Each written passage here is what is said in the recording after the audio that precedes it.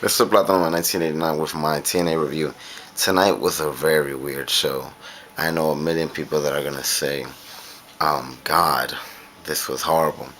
Now there are some highlights, personal highlights from the show, especially some of the Jeff Jarrett segments.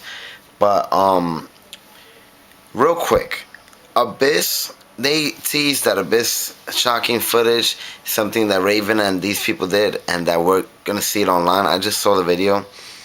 Not only did it look like utter shit and like they just came up with it 5 seconds before they actually filmed it.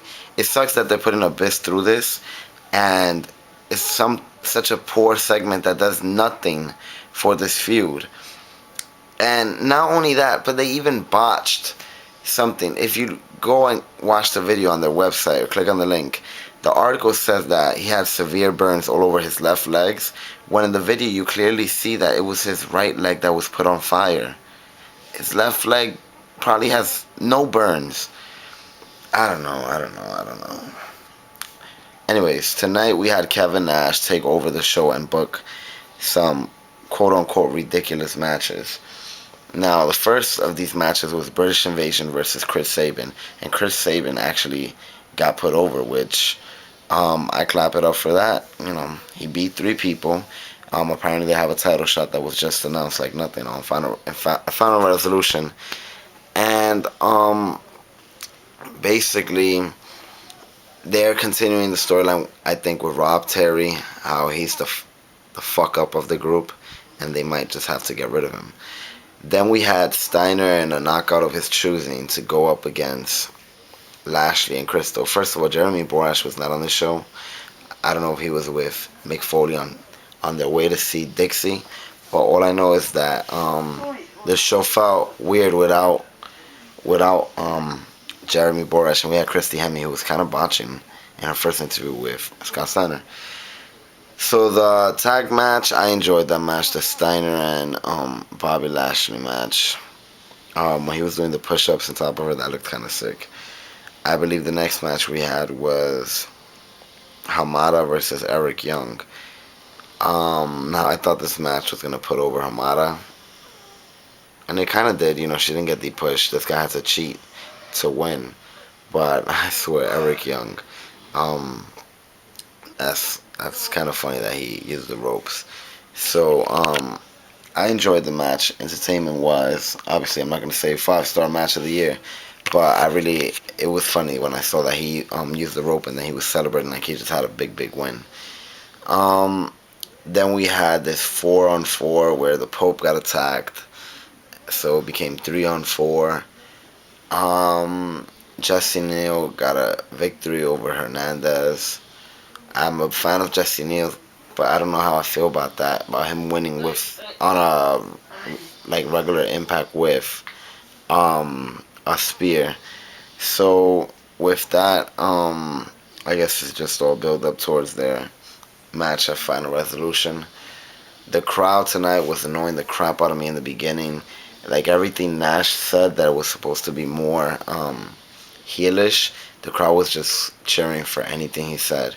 He was even talking about Viagra, and they're like, "Yeah, Viagra." I don't know. And then we had the match that got so much build up throughout the whole night, which was the mud wrestling match. And I'm not gonna lie, during this whole match, I probably did not blink. I was watching it the whole time, and they kept talking about the ratings and all this stuff. It will be interesting to see what the ratings actually are. I hope this is their last mud wrestling match ever. Now they have the footage of it in their archives. They could say that they've done one before. Yeah. Beautiful people who find everything so icky and nasty. Apparently, competing in a mud match was not their character, but their promos throughout the night, it was the most interesting I found them in weeks. They got a lot of time to talk, but a lot of time was dedicated to that. And there was also a beer drinking something, blah blah blah. Be drunk before the match between Tara and ODB. This match was just a big cluster. No, I can't even remember who won. I think ODB won with that splash off the little steps. I don't know why they did this match. Now, And then the main event we had AJ Styles versus Desmond Wolf. At first, I was upset that they threw this away, their first meeting like this, because I was so interested to see where Desmond Wolf goes after the Angle feud. Like, there's so much potential feuds. He could feud with Abyss. He could feud with anybody. That guy could really have good feuds with anybody and matches. So at first I was upset that they really threw this match away like that on Impact, but then I saw that Kurt Angle came on and said that he wanted to see who outbid him. So again, Desmond Wolf, you know, found a way to upset Kurt Angle. And then I like the finish with Daniels. Um, it teases a potential feud between Daniels and Desmond. Daniels versus Desmond. That's guaranteed gold, in my opinion. And that would be perfect for, you know, the next pay per view if it's AJ and Kurt. Then Desmond versus, these people. Daniels. So I like that about the night. What I didn't like about Impact, now that part of the video, where the hell was. Oh, wait, I like the Foley and Jarrett segments, and I love how TNA always addresses real life issues. Some people say they don't have to make good entertainment, but I think it shows that they know that we're not dumb, that they know that the fans aren't dumb. Just like how they had Motor City Machine Guns call out Daniels for being suicide, which created a Daniels and suicide feud. Um, and that's great because that probably would have never happened if we didn't know that that was Daniels. If the crowd didn't chant that that's Daniels, it wouldn't have happened. So I love when they do things like that, acknowledge the fans and um, show that we're not dumb. So with this Mick Foley segment, they're acknowledging that Jeff Jarrett was put on leave for the situation with Kurt Angle and Karen Angle, and they were mentioning it throughout the night. And then, Jarrett actually said it himself that he doesn't feel he should have been penalized that much, and you really get the feeling that they're really expressing themselves when they get the chance to do so in these kind of segments. Like they're adding their own personal little touch.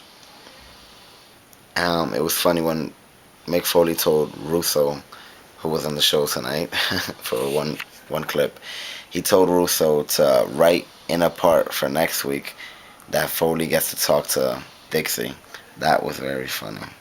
See, little things like that, they play on us that, they know that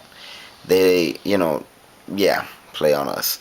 Um, so I hope to see Jarrett back, and I wouldn't mind a Jarrett and Kurt Angle feud.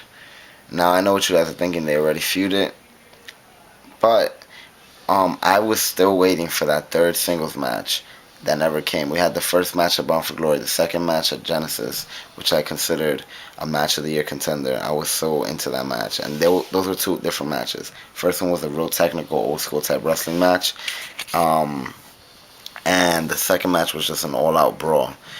So the third match would be great to be, yeah, just I wouldn't mind seeing them feud again.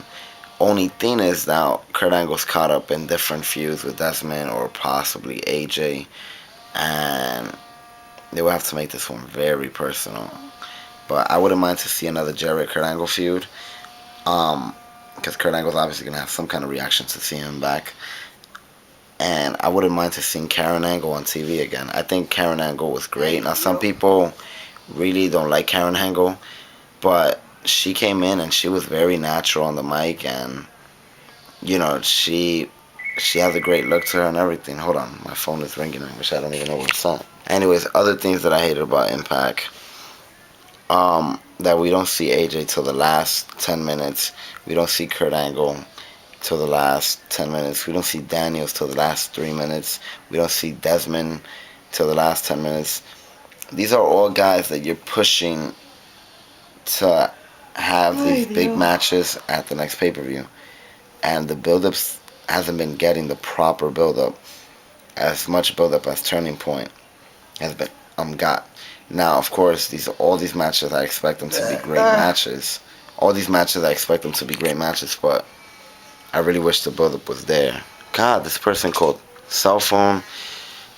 Anyways, TNA was just giving too much time to the wrong things instead of pushing these great great double main event that we have coming up at Final Resolution. Mr. Platinum Man 1989 out.